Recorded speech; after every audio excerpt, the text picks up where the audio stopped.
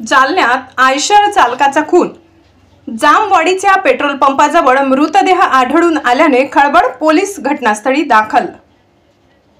जालना शहरातील कन्हैयानगर भागातील बंटी नारायण राजवे वय वर्ष 30 या तरुणाचा देऊळगाव राजा रोडवरील जामवाडी शिवारातील एका पेट्रोल पंपाजवळ संशयास्पद अवस्थेत मृतदेह शनिवार दिनांक 26 एप्रिल रोजी सकाळी 8 वाजेच्या सुमारास आढळून आल्याने एकच खळबळ उडाली।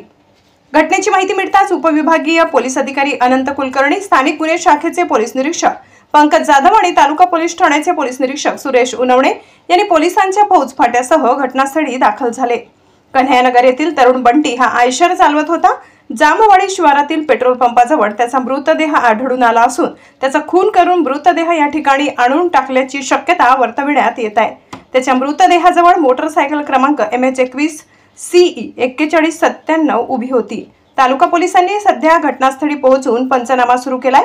खुनाचे कारण आणि आरोपी शोधण्यासाठी स्थानिक गुन्हे शाखेचे आणि तालुका पोलीस प्रयत्न करीत आहेत। जामवाडी शिवारात आज सकाळी एक मृतदेह आढळून आलेला आहे, जो कन्हैयानगर पासून जाणारा रस्ता आहे जामवाडीकडे। त्या रस्त्यावर एक संदीप राऊत नावाचे इसमाचं हॉटेल आहे। त्या हॉटेलच्या मागच्या बाजूला शेत शिवारामध्ये नरेश उर्फ बंटी रणजवे हा याचा मृतदेह आढळून आलेला आहे। त्याची ओळख पटलेली आहे आणि आता आम्ही घटनास्थळाकडे पंचनामा कारवाई आणि गुन्हा दाखल करण्याची कारवाई करत आहोत।